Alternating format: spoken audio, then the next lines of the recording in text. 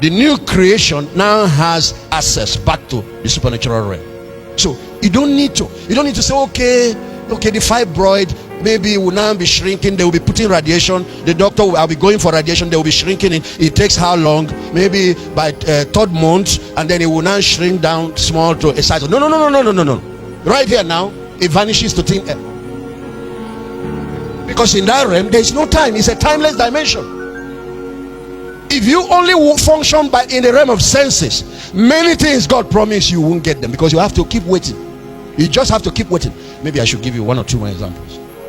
There's a woman in Mark chapter 7 that's from, the Bible says she was a Canaanite. To start with, these Canaanites were the ones the Bible, God ordered the children of Israel to wipe out and possess their land.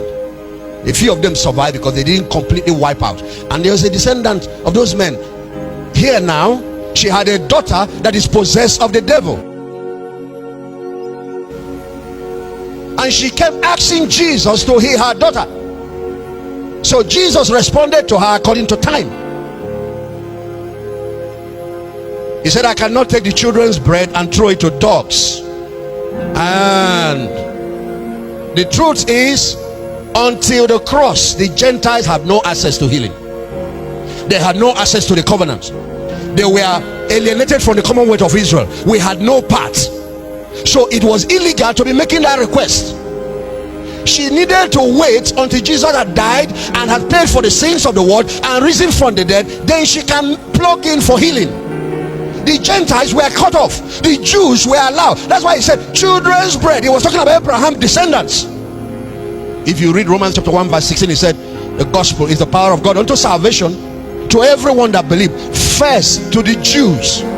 So during the earthly life of Jesus, he did not reach out to the Gentiles, but there were a lot of Gentiles that broke through. A lot of them. Anytime you see each one that broke through, he operated the law of faith. He left the natural and stepped into the supernatural. That's what faith is. Faith is just something God gave us to connect to that unseen realm and overrule whatever that is going on here. Is somebody hearing what I'm saying? Don't let your senses play tricks on you. You are a supernatural being that live in a physical body. Say with me, I'm a spirit being and I'm a supernatural being, but I live in a body. The body does not dominate me. The spirit man dominates the body. You know, she had no right to the healing because the time for the Gentiles had not come. She needed to wait. But then she said, like Barrister Wampa will argue, that present your case wisely in the court. She now answered, because the Lord said it's not right to take the children's bread and cast it to dogs. You know what she said? He said, Lord, I agree. I'm not arguing that I'm a dog. I'm not arguing. But even the dogs eat the crumbs that fall from the master's table. See, the dogs can't sit on the table and eat with the children, the family.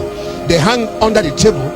Some little food, bones, bread that drop as people are eating. The dogs eat that and it's allowed. And the Lord said, this woman, great is your faith. Be it done for you now as you have believed. There was no visit your village. There was no let's go and do research, because the Canaanites committed a lot of atrocities. Your great grandparents have done a lot. The cross can compress time.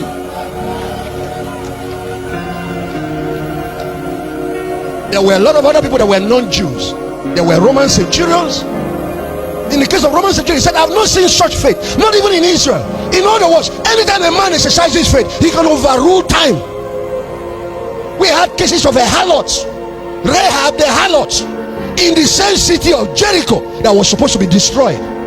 One woman exercised faith, not only for herself but for her whole family. If anybody could get anything, not a harlot, not just that she was a harlot, she was a Canaanite woman again, from the same Jericho that was meant to be destroyed.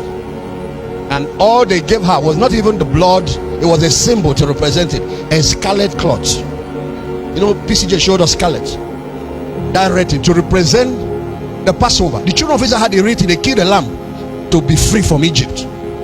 But now, no time to kill any lamb, just tie a scarlet cloth on your window as an act of faith that you believe in a lamb that was slain, whose blood was shed for people to be freed from bondage. Just tie it, and that was enough. And when the children of Israel shouted, In the spirit world, the angels moved in to destroy the city. They pushed down the walls. Earthquake occurred when it got to where Rahab and her family was hanging. The same way the angel of death respected the Jews in Egypt when the blood was slain, applied on their door lintels. The judgment of God that was falling on the whole city had to halt. It could not touch a harlot. It could not touch her father. It could not touch her mother. It could not touch her brothers. It could not touch her sisters. That's how they got delivered. And they were brought into the nation of Israel. They went into the promised land with the Jews. Hey, a Gentile of that caliber went in and became one of the great grandmothers of Jesus Christ, married into the tribe of Judah. We have seen people like Ruth. With many Gentiles tapped in even before